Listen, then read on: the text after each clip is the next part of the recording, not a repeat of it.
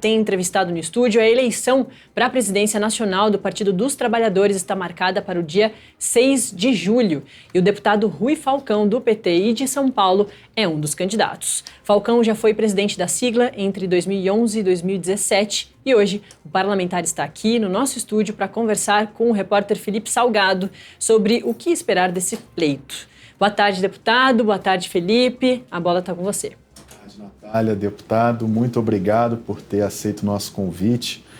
Antes de falar sobre a sucessão presidencial do PT, eu quero falar um pouco sobre o momento atual do governo. Como o senhor avalia... Ali eu fui presidente também em 2013 e 2014.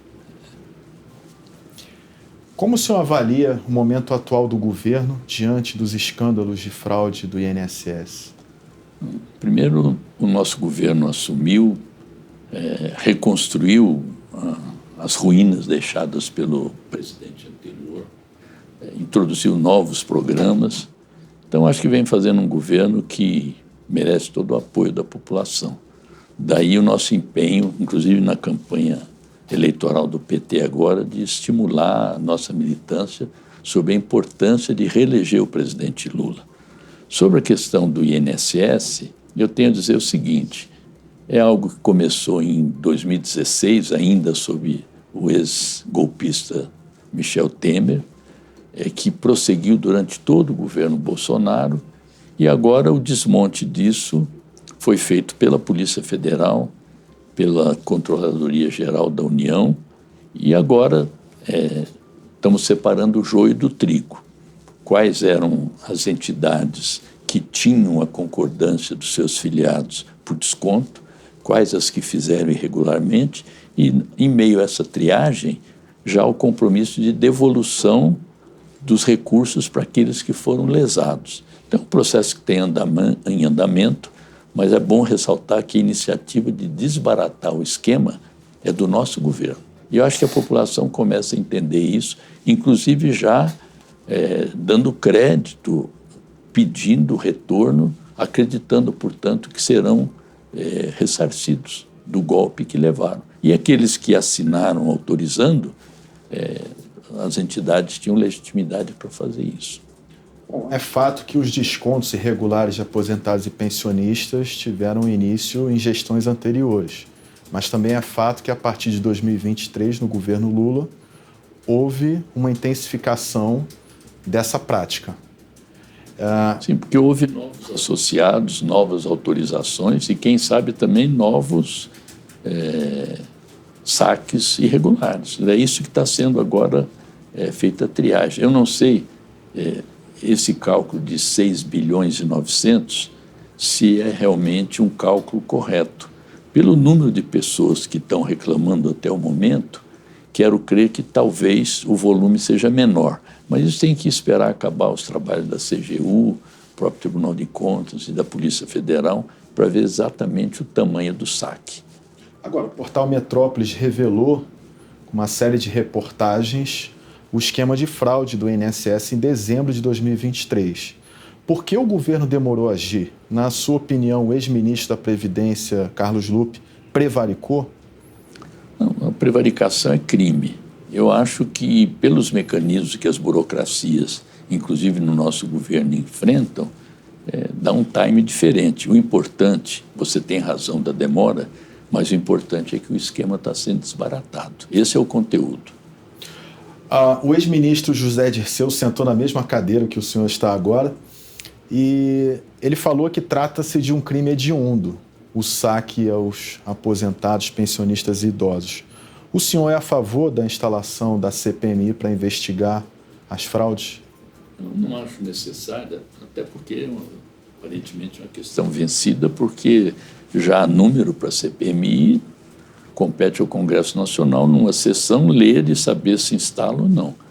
Mas o importante é que tudo está denunciado, tudo está desbaratado, é um processo já de separar o joio do trigo para ressarcir quem tem direito. Então, a CPI não tem mais o que investigar, a não ser remoer o passado, que pode, inclusive, envolver pessoas dos governos anteriores, se é que fraudaram também. Então, normalmente CPI desse tipo, quando já há investigações correndo com muita eficácia, são CPI de palanque político. É papel da oposição fazer o seu palanque, jogar para a torcida, mas para o governo o que interessa é ressarcir as pessoas que foram prejudicadas. Nós estamos a caminho do segundo semestre, um ano pré-eleitoral. O senhor acredita que essa CPMI pode ser uma fonte de desgaste para o governo Lula, como foi a CPI da Covid para o governo Bolsonaro?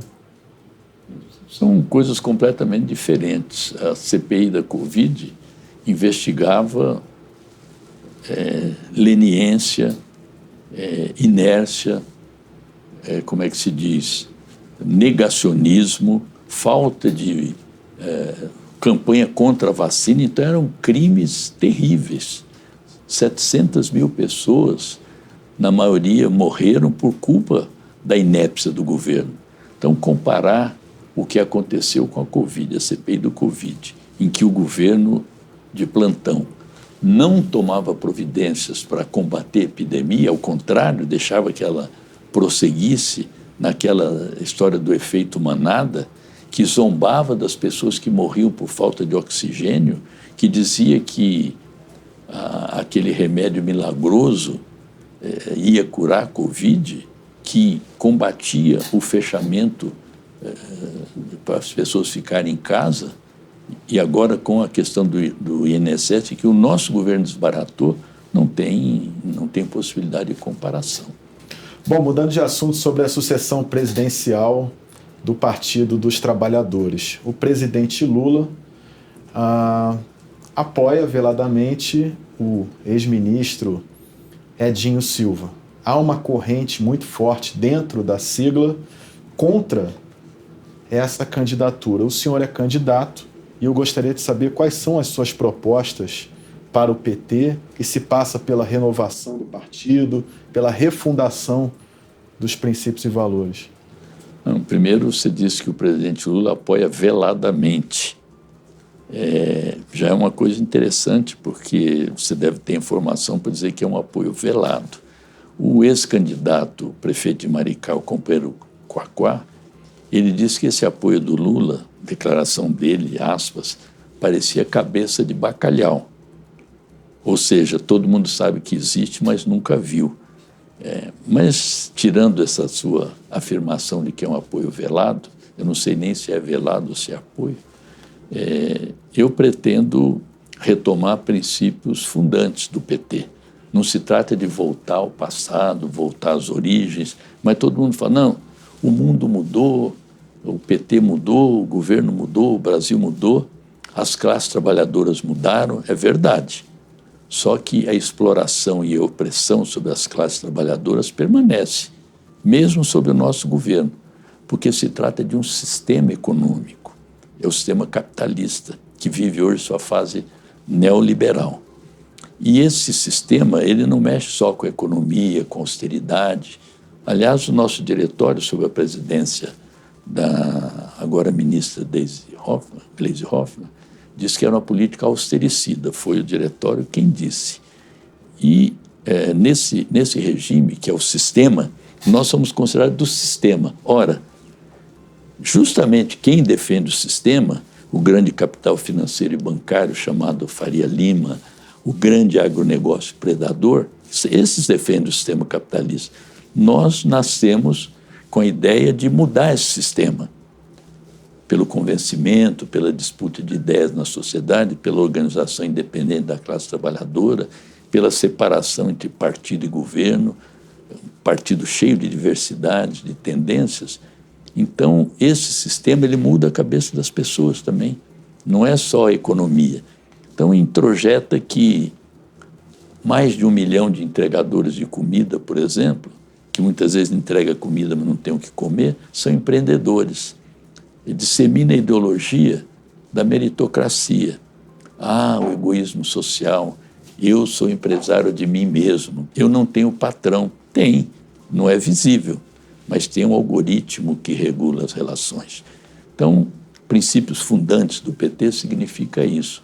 Nós nascemos para criar uma nova sociedade, para disputar isso, para ajudar a organizar as classes trabalhadoras que eleição para nós é meio, não é fim, que a gente combina a ação institucional legítima no parlamento, nas instituições, com a luta social legítima, com a defesa do direito de greve, com a redução. Agora nós estamos defendendo uma coisa importantíssima. Por isso que é um retorno de algumas ideias fundantes. O presidente Lula, no 1º de maio, tomou partido em defesa do fim da escala 6x1 e, consequentemente, também da redução da jornada de trabalho sem redução de salário. E eu estou engajado numa campanha, enquanto faço a campanha da eleição, pelo plebiscito popular de 7 de setembro. É uma consulta feita à população por um conjunto de entidades sobre isenção do imposto de renda para quem ganha até R$5.000, taxação dos supermilionários, redução da jornada de trabalho sem redução de salário, fim da escala 6x1 e sem anistia para os golpistas do 8 de janeiro. É importante que muita gente vote, como votou no plebiscito contra a ALCA, mas que a preparação seja um momento de debate com a sociedade, dessas bandeiras, de tomar o pulso da população, inclusive para incentivá-la a votar numa coisa importantíssima, que é a reeleição do presidente Lula. Ah, não, mas nós temos todos que nos unir contra o fascismo, contra a volta da ditadura. Sim, mas é impossível combater as medidas autoritárias sem combater o sistema também. São coisas que não dá para juntar. Ah, não, nós temos todos que nos juntar, inclusive com a direita, com o centro, ir para o centro para combater as ameaças de golpe. Mas quem apoiou o golpe de 64? O grande capital, a grande imprensa da época, inclusive com o Sistema Globo, posteriormente fazendo autocrítica, com o Grupo Folha dizendo que o Brasil não tinha tido uma ditadura, mas uma dita branda. Então, essas questões, o PT sempre marcou posição, sempre defendeu outro tipo de sociedade, outro tipo de relação. E no PT, quem dirigia o partido eram as bases. Eu me lembro de um documento em 1993 que dizia o seguinte: ninguém no PT, nem mesmo Lula, pode se sobrepor às decisões democráticas da maioria. Não, mas por que se ninguém, por que falar do Lula aí no meio? Não, porque é para acentuar que, embora o maior líder popular que o Brasil já construiu tenha toda a legitimidade, toda a nossa admiração, mas o PT não é uma pessoa com caciques. Nós já fizemos um plebiscito para ir ao colégio eleitoral e boicotamos o colégio eleitoral. Plebiscito interno para decidir como o PT votava, se era presidencialismo ou parlamentarismo. Em alguns desses episódios, a direção do partido foi derrotada e aceitou o resultado. Então, o PT pela base, para reconstruir a esperança, a vontade de mudança. Eu tenho viajado o país e experiências notáveis. Visitei lá em Salvador o Quilombo Calabar, que é um reduto numa ocupação que até hoje não foi desocupada, em que ali há a formação política, a organização para combater a violência policial, para formar gente para denunciar o racismo estrutural. Isso é experiência dentro de Salvador. O PT vivo ali.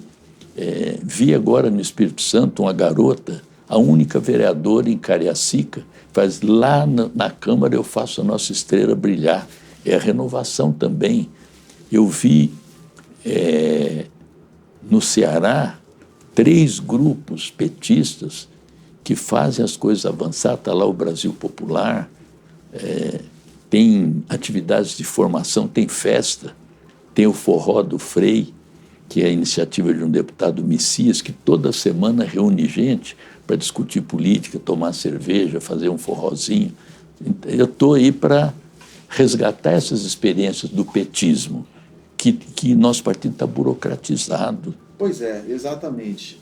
Na avaliação do senhor, qual a razão que levou o PT a se desconectar das bases populares? Eu não digo... Foi a convivência com o poder? Não é desconectar, porque nós sempre tivemos uma conexão. É o afastamento dos territórios. um partido político transformador não pode fazer política só a cada 2 anos, anos pares, anos de eleição, de priorizar excessivamente a ação institucional e deixar as ruas para a direita. Então é urgente, eu até falo assim, é preciso voltar a ter um diretório, um núcleo político ao lado de cada igreja, ao lado de cada terreiro, porque ali é que está o povo. O povo não está o tempo todo aqui nos parlamentos. Mas o senhor admite que a esquerda perdeu as ruas para a direita?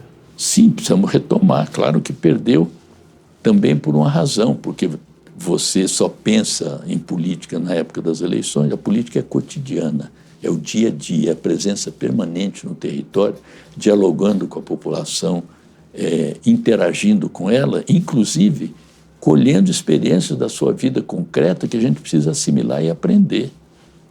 Agora, o senhor falou sobre a política institucional, mas dentro também da institucionalidade do partido não houve uma renovação de lideranças e uma renovação do discurso também. O senhor defende uma renovação de lideranças dentro do partido? O senhor vê espaço para isso enquanto o Lula estiver... Renovação do discurso, alguns discursos mudaram, mas para pior, que é o esquecimento, por exemplo, da luta anticapitalista, da denúncia da ação imperialista, que, por exemplo, o governo Trump agora dizendo que aqui faz parte do quintal deles.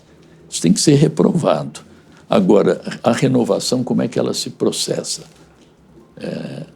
Primeiro, o sistema eleitoral que a gente vive dificulta muito isso, ainda mais agora com as emendas parlamentares. Então, nós sempre defendemos também uma reforma do sistema político. A lista partidária, por exemplo, é uma maneira de renovar, porque você escolhe, a partir da base, quem são, pelo menos a ordem dos candidatos, como tem em outros países. Mas nós tínhamos uma norma estatutária que foi revogada agora de forma irregular, e uma das propostas que eu estou fazendo é um congresso partidário no segundo semestre para refazer o estatuto, ter formas de organização mais concretas para estar mais próximo da população, porque o estatuto foi violado. A gente dizia o seguinte: ninguém pode ter mais que 3 mandatos consecutivos no mesmo nível. Isso foi o ano que isso vencia, porque zerou. Quem já tinha 3 ou 4 mandatos começava do zero. Aí zerou e nós autorizamos na eleição municipal vereadores com 6, 7 mandatos fossem candidatos novamente. Então isso, não, mas para renovar, você não renova amputando mandatos, você renova colocando jovens, mulheres e tal. Agora eu te pergunto, que chance tem alguém que entre no partido, que tenha 20 e poucos anos, 30 anos, para competir com quem tem gabinete, funcionários, cota de viagens, cota de internet, emendas parlamentares e o fundo eleitoral? Como é que você renova dessa maneira? Então nós cortamos uma das formas de renovação, que seria uma renovação forçada, digamos assim. O cara é federal, vai ser estadual, vai ser vereador, vai ser senador, ou vai fazer outra coisa, vai ser assessor numa prefeitura, vai trabalhar na Fundação Perseu Abramo para formar novos quadros. Então, isso aí foi um golpe terrível na nossa democracia interna. Hoje nós temos internet, inteligência artificial. Por que a gente parou de fazer consulta às bases? Esse tema, por exemplo, vamos explorar petróleo na margem equatorial ou não? É um tema momentoso que apaixona a juventude, inclusive. Por que não consulta?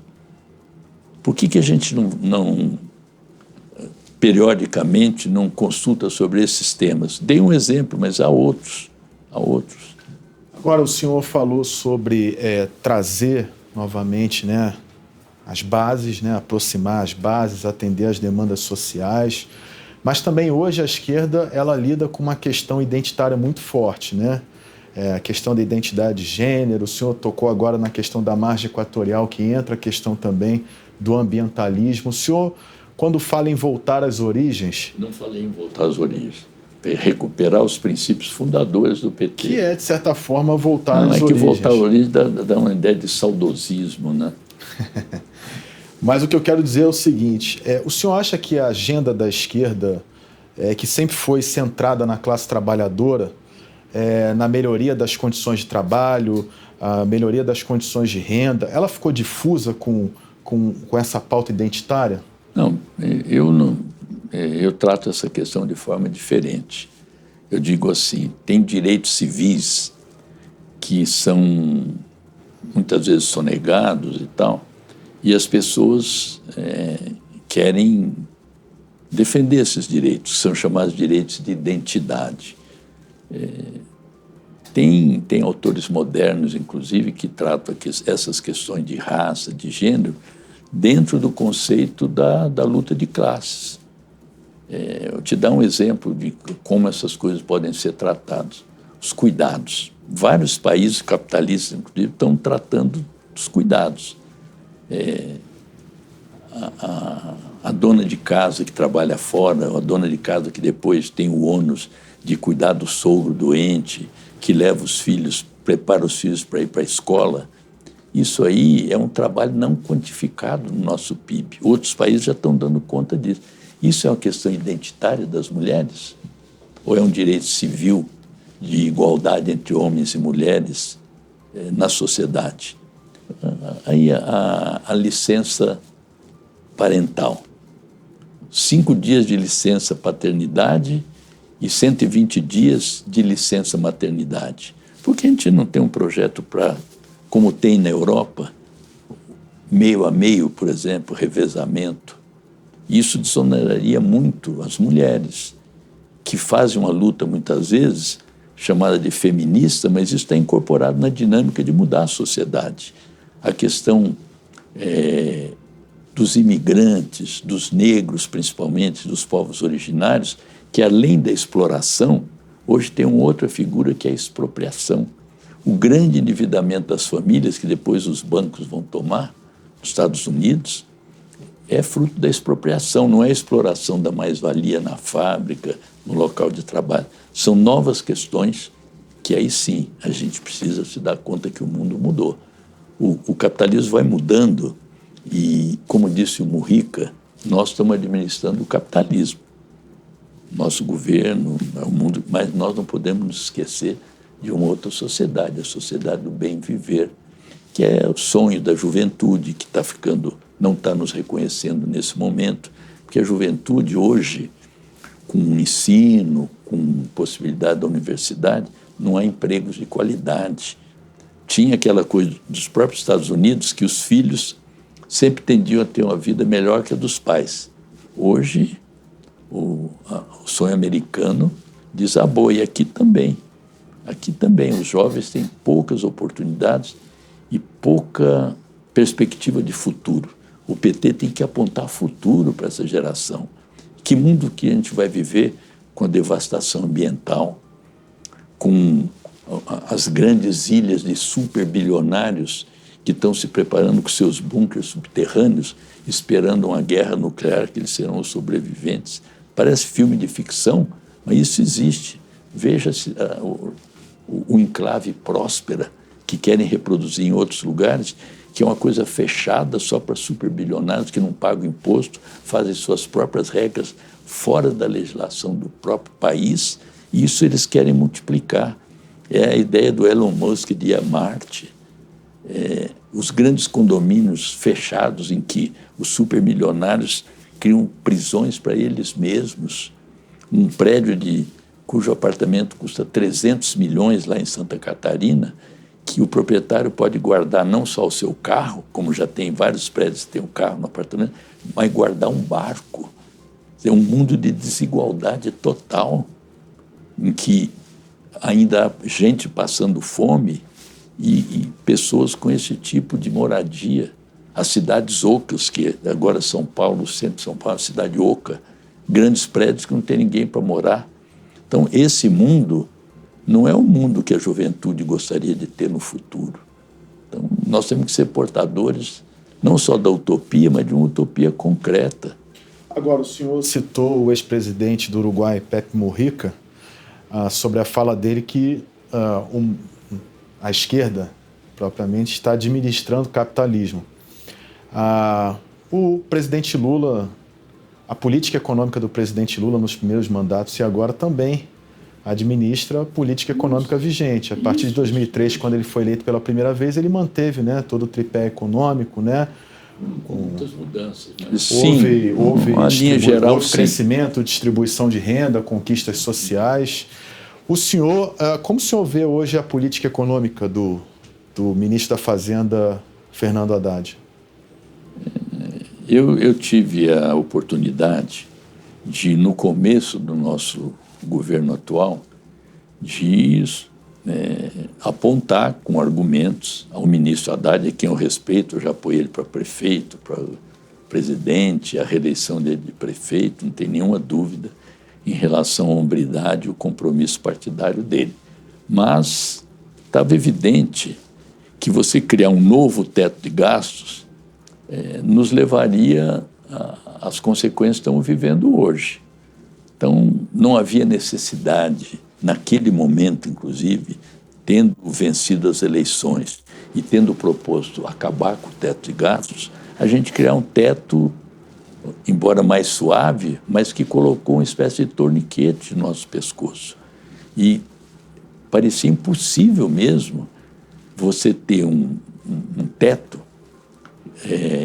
que caberia reajuste real do salário mínimo, reajuste real dos pisos constitucionais da saúde e da educação e dos benefícios vinculados ao salário mínimo também. O fato é que agora isso, infelizmente, ocorreu e a direita aproveita para tentar desmoralizar o arcabouço, não com os meus argumentos, mas dizendo que precisa arrochar mais. Então vem a proposta do Armínio Fraga, dizendo que precisa congelar o salário mínimo por 6 anos. Essa é a proposta da classe dominante. E como é possível um país que precisa ainda recuperar o poder de compra de uma maioria, com a inflação, com a meta irreal, você congelar o salário mínimo por 6 anos, você desvincular os pisos, e olha a contradição. Enquanto há um movimento para excluir os pisos da vinculação constitucional, querem vincular 2% do orçamento da defesa ao PIB, que era o padrão da Europa, que agora está subindo.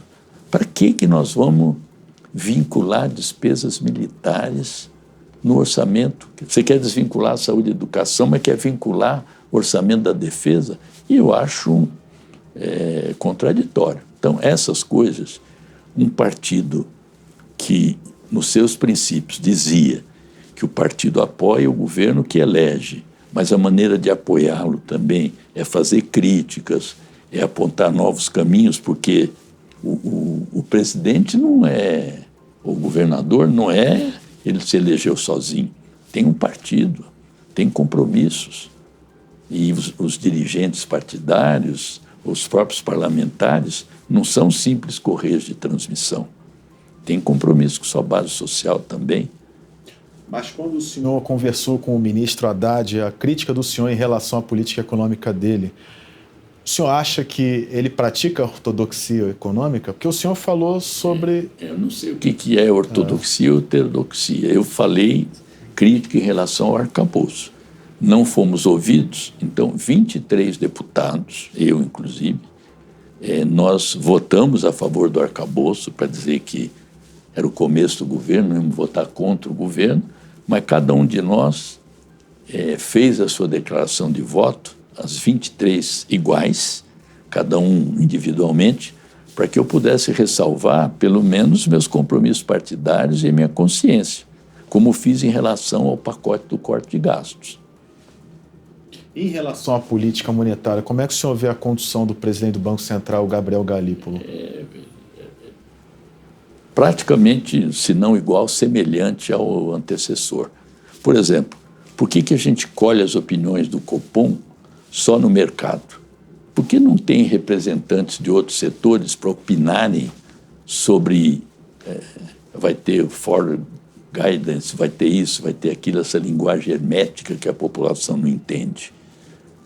Por que essa taxa de juros tem que continuar subindo para esfriar a economia? Porque o Banco Central acha que o emprego ainda está muito dinâmico. a economia está dinâmica, ou seja, é bom então que o PIB brasileiro não cresça? Mas o senhor, de certa forma, defende uma forma de expansionismo fiscal. Tem que ter alguma contenção. Se não for pelo Banco Central, tem que ser pelo aumento da produtividade econômica. E sim, isso mas veja, não se vê. essa discussão de produtividade, sobre a redução da jornada, não vai cair a produtividade. A Alemanha tem centenas de empresas praticando a jornada 4x3. Mas o senhor está tratando de uma sociedade em que já alcançou outro patamar civilizatório, seja em termos sociais, econômicos. Mas Portugal também, a Espanha também, a Islândia é o primeiro país no ranking do IDH e 54% dos trabalhadores já trabalham menos de 36 horas por semana. Comparar o Brasil com a Islândia, né, deputado? Sim, mas não pode comparar com a Alemanha, não pode. Com quem tem que comparar? Então, vou te dar outro exemplo na política de segurança. O Petro desmontou toda a cúpula das Forças Armadas, toda conservadora. Aqui a gente não quer votar mudança do artigo 142 para tirar os militares da tutela do país. Eu não posso comparar a Colômbia com o Brasil. O senhor acha que o governo Lula se acomodou com a cúpula militar diante de tudo que aconteceu? Não sei se o governo, mas o ministro da Defesa, certamente. Que eu acho até que na reforma ministerial ele deveria ser dos primeiros a ser removido. Mas o próprio presidente Lula insistiu para que ele ficasse. Sim, estou dando minha opinião, não falo pelo presidente. Mas por que e já disse isso ao ministro Múcio. O senhor disse o que aí? Ele me perguntou, então você quer que eu saia? Eu falei, eu acho que você não deveria nem ter entrado. Disse isso assim, frente a frente, amistosamente, sem nenhuma hostilidade, minha opinião política. O senhor acha que há, de certa forma, uma política de apaziguamento com os militares? Sim, de acomodação, de vamos virar a página, vamos passar o pano. É isso que me distingue, inclusive, e que faz com que muita gente do PT, felizmente, na base, esteja apoiando a nossa candidatura a presidente. Agora, voltando ao PT, quando a gente fala também em renovar o discurso, o senhor, por exemplo, pergunto aqui, reconheceu a vitória de Nicolás Maduro? O senhor reconhece uma eleição, a lisura das eleições na Venezuela, por exemplo? O PT reconheceu o governo, não. Reconheceu Sim, a vitória do Nicolás Maduro. E, por exemplo, o governo no primeiro dia reconheceu a eleição do Equador, que foi realizada sob estado de sítio. Deveria ter reconhecido. Mas como pode, não é uma contradição o PT reconhecer a eleição de Nicolás Maduro como um sistema eleitoral, dentro de uma lisura de um sistema eleitoral, e dizer combater aqui dentro qualquer tentativa de fraude no sistema eleitoral? O PT se diz aqui vítima de uma tentativa de golpe. Mas na Venezuela diz que há uma democracia quando há um regime autoritário de um sistema eleitoral que os indícios apontam que não há lisura. Indício é diferente de prova, né? O governo lá está instalado há vários anos. Mas só teve um problema lá do Itamaraty com o presidente Maduro, que ele não quis apresentar as atas das eleições. Sim, mas né? pedimos ata do Equador. Tinha ata do Equador. Você acha que uma rasura numa ata é menos grave do que realizar uma eleição sob estado de sítio? Você acha correto não deixar a Venezuela entrar nos BRICS sob o princípio da democracia e acolhe a Arábia Saudita, que é um regime teocrático sanguinário? Qual é a coerência disso? E continuar mantendo relações com o governo sionista de Benjamin Netanyahu, que está massacrando o povo palestino? Então, o Itamaraty precisa também balizar melhor a sua política. A questão dos BRICS não é apenas o Brasil. Tem a China, tem a Rússia, né? O Brasil mas nós votamos a favor, né? O Brasil votou a favor e vetou a Venezuela. Então, essas questões, elas precisam ter por isso que eu digo, a gente precisa ter um rumo. A nossa democracia era pautada pelo princípio da não intervenção em assuntos internos, defesa da paz, solução dos conflitos através da negociação e solidariedade a todos os povos e nações que lutam contra a opressão. Sim, mas, por exemplo, então vou pegar o exemplo da Nicarágua, Daniel Ortega. Lá também é um regime autoritário, onde há opressão sobre a população. Sim, e o PT, por exemplo, é simpático ao regime do Daniel Ortega. O PT não tem se solidarizado com a Nicarágua e tampouco com El Salvador, que está servindo de modelo para os governos de direita que quer implantar aqui uma espécie de regime do Nayib Bukele, que tem uma prisão de 40 mil presos, humilhados, tem que raspar a cabeça, ajoelhar. Esse não serve, não é um modelo de segurança. E tem gente querendo. O Derrite, secretário de Segurança do governador Tarcísio, está se inspirando no modelo do Derrite. Pois é, falando sobre a direita, e o senhor tocou no governo de São Paulo, a sucessão presidencial de 2026, Lula é candidato? Candidatíssimo, como ele próprio disse, e nós apoiamos, estamos fazendo todo o empenho para que ele seja eleito. É por isso que também nós não temos nenhum receio em fazer crítica a um ou outro tema do nosso governo, porque nosso compromisso com o presidente e a sua eleição é inarredável. Não pesa dúvida a esse respeito. Eu mesmo, há pouco tempo, se você quiser ver aí nos arquivos, o presidente Lula sempre me pediu missões. 2014, eu podia ser candidato à reeleição, uma reeleição quase que garantida, digamos assim. E o presidente Lula me pediu para não ser candidato, coisa que ele não fez agora com outros, para coordenar a campanha vitoriosa da presidenta Dilma. Agora ele me pediu para trazer a Marta de volta para o PT, para ser vice do Boulos. E me pediu depois para tirar 121 dias de licença para ajudar na coordenação do Boulos. Então, creio que com relação ao julgamento que ele faz a meu respeito, é totalmente positivo. E eu penso a mesma coisa dele. Agora, em relação à inelegibilidade do ex-presidente Jair Bolsonaro, quem o senhor vê no campo da direita como possível provável candidato que possa enfrentar Lula? Eu acho que não só a direita, como expressão ideológica, mas o chamado mercado, que isso também é outro eufemismo para o capital, né? É o mercado. O mercado... O que é o mercado? Não, o mercado, o palácio, quando não querem falar de alguém, um ministro, da fontes do palácio, um prédio, fontes do mercado, os Faria Limers. Faria Limers é a pessoa que usa aquele colete emborrachado e tal, mas tem nome, né? Então, esses setores, eu acho que querem um bolsonarismo não bolsonarista, que é a espécie da quadratura do círculo, né? Como o Tarcísio fosse um bolsonarista moderado. É uma figura, é um ET, né? Não existe bolsonarista moderado. Então, eu acho que, apesar das pretensões do governador Ratinho, do governador Caiado, essas coisas que eles vão buscando alternativas teoricamente de centro, quem tem a confiança mesmo do sistema é o governador Tarcísio. Embora ele também... Não, ele precisa do apoio do Bolsonaro, mas tem que aparecer como alguém que não é Bolsonaro, é um técnico, cara inteligente, cara que tem projeto, está lançando agora um projeto pessoal, população em situação de rua e tal. Não, mas se o Lula estiver bem, ele não vem, porque ele tem uma reeleição garantida. Ora, ninguém tem reeleição garantida. E ninguém espera também, não, eu vou ganhar agora 2026 para sair em 2030, quando o Lula não tiver aí, supostamente, né? Isso não é cálculo político. As pessoas têm que fazer esse me engana que eu gosto, no popular, mas tudo caminha, e ele tem apoio para isso, para ser o candidato único capaz de se equiparar numa disputa mais acirrada com o presidente Lula. E é por isso que o PT precisa estar preparado. O senhor vê o cenário da sucessão presidencial em aberto, então, portanto.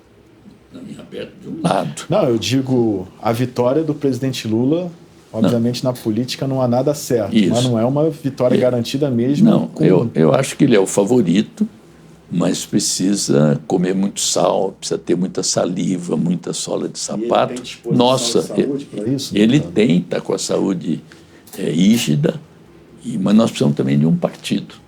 Não há governo sem partido.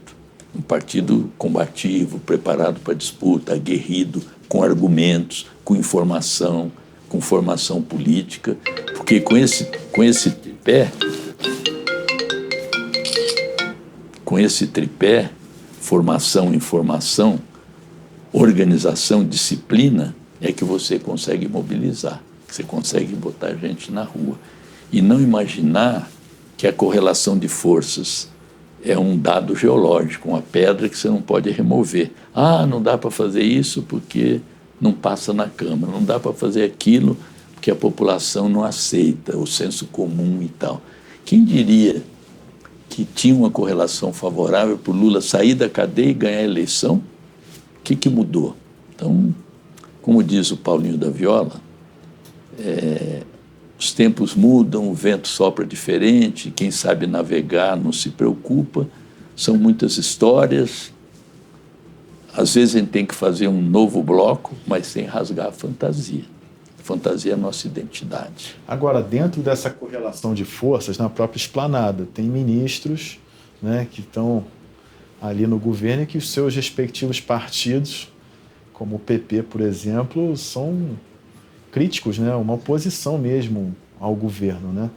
Como é que o senhor vê isso para 2026? Eu acho que eles não estão nos enganando. Eles estão dizendo, os partidos, uma coisa é uma coisa, outra coisa é outra coisa. Ou seja, nós estamos no governo, algumas coisas nós vamos ajudar na Câmara, isso não é compromisso eleitoral para 2026. Eles não estão enganando. O Kassab fala isso claramente, o Ciro Nogueira fala isso claramente, tira foto agora ele e o Rueda junto com o Bolsonaro. O que eu acredito, primeiro, toda eleição você precisa também do centro. Então, nós temos que atrair o centro, os setores médios, para não falar coisa geográfica. Setores médios que estão sendo beneficiados com as nossas políticas. Precisa deixar isso mais claro, precisa dar opção de futuro. E nós vamos ter lideranças desses partidos que, ou por acreditarem em nosso projeto, ou por terem circunstâncias que lhes favorecem, principalmente no Nordeste, estarão conosco. Então, essa química, ela precisa ser montada. Essa articulação precisa ser montada a partir de já, inclusive mapeando as candidaturas nos estados. Por exemplo, no nosso estado, São Paulo, nós temos 4 prefeituras em 645 municípios. Então, é preciso um trabalho, agora o chamado giro do PT, ir nos municípios, ver as candidaturas, ver as possibilidades de aliança, esclarecer o que está sendo feito, falar o que nós estamos propondo, porque 4 prefeituras, se você espera fazer campanha com 4 prefeituras, o resultado... E nas capitais também o PT foi... Não, eu sei, mas estou falando do meu estado, né? Sim. Que a gente é o maior colégio do país. Então, esse triângulo, chamado Triângulo das Bermudas, São Paulo, Rio e Minas, precisa ter um tratamento prioritário. E nós não podemos considerar também, às vezes, um erro, o Nordeste é nosso, a população mais desassistida é nossa, não existe, não tem mercado cativo na eleição. Então precisa ter uma comunicação que não pode ser só autocelebrativa, precisa ser convocatória também. Tem que ter coração, cérebro e coração. Ou seja, pessoal, eu sei que tenho feito tudo que eu podia, mas não resolvemos tudo. Me ajude, eu quero melhorar a situação. Essa comunicação convocatória, ninguém faz melhor que o presidente Lula. Então, ele tem que fazer mais isso. Ele está fazendo pouco? Não, tem que fazer mais, não está fazendo o que pode, porque ele também tem compromissos internacionais, tem que gerir o governo. Pode ficar o tempo todo na rua. Isso é papel de ministro, isso é papel dos nossos dirigentes, dos parlamentares. Mas quem puxa, quem dá a linha, quem dá o trovão da comunicação é o nosso presidente.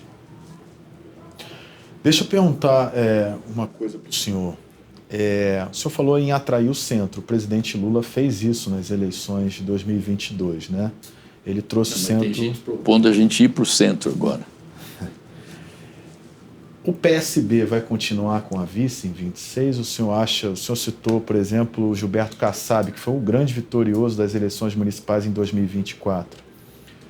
Ele arregimentou mais gente depois das eleições. Não sei se foi o grande vitorioso. O PSD foi o partido, né? Que tem mais prefeitos. Exatamente. O senhor acha que... o Kassab ele está com um pé em cada canoa, né? Está com o governador de São Paulo, Tarcísio de Freitas, e está no governo Lula.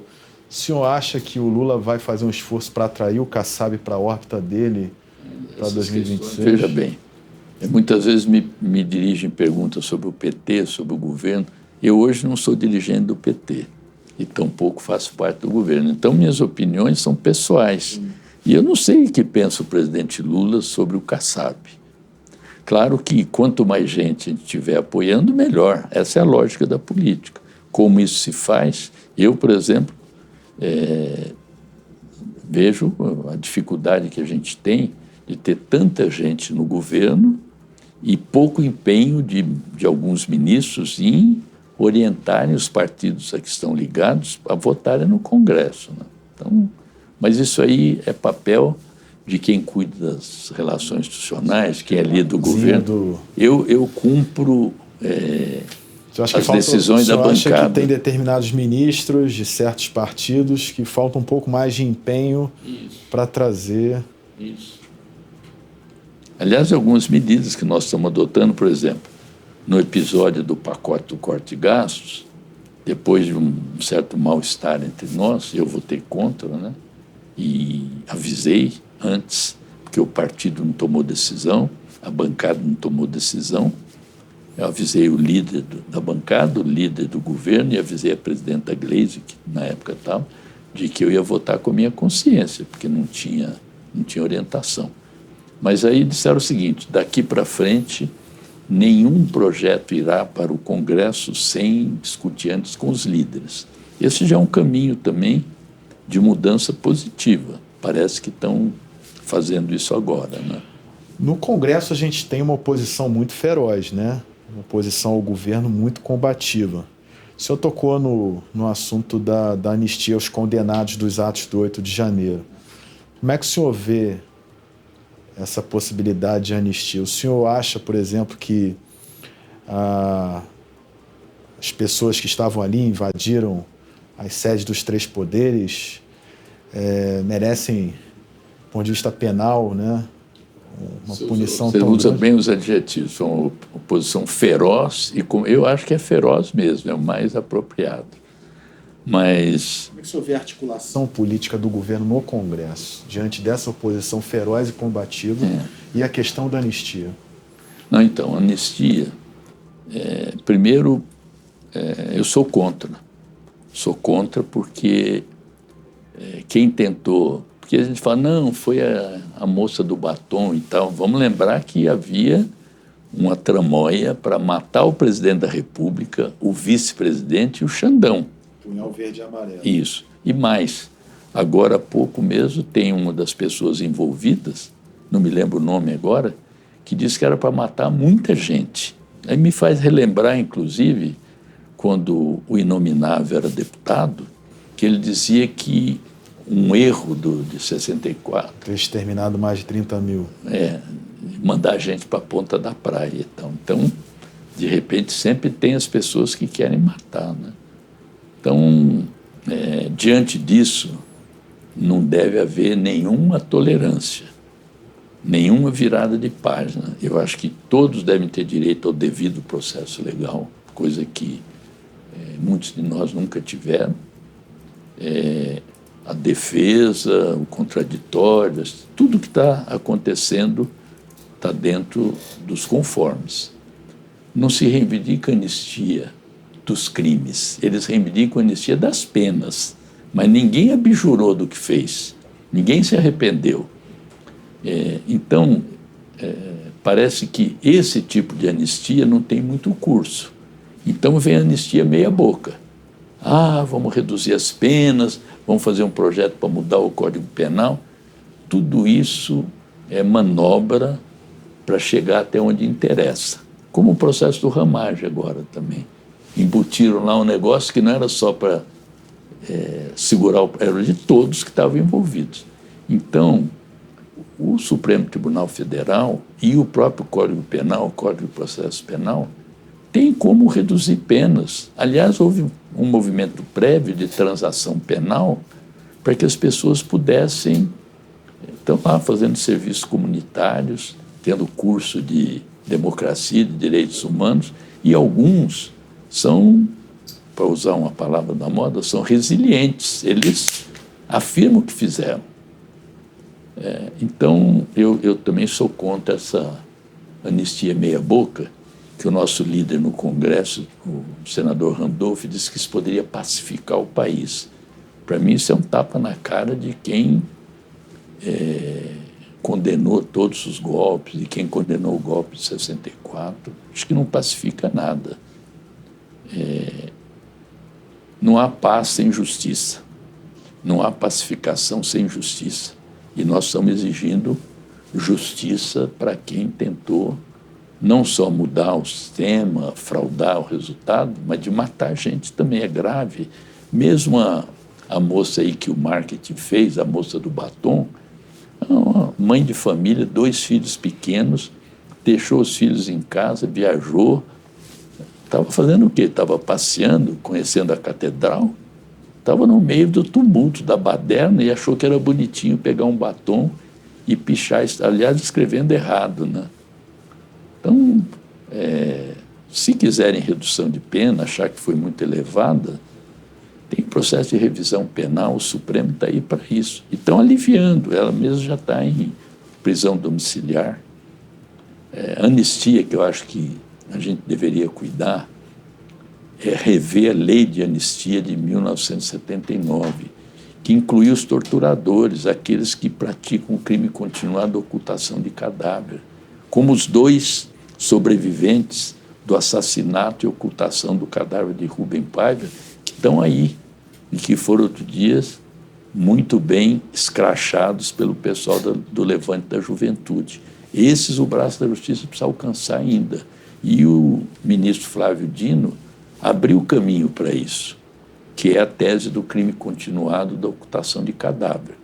Então, a justiça de transição, ela precisa ser feita no Brasil, como foi feita no Chile e na Argentina também, para que nunca mais aconteça, nunca mais tenha tortura, nunca mais tenha pessoas que não têm direito a um julgamento legítimo.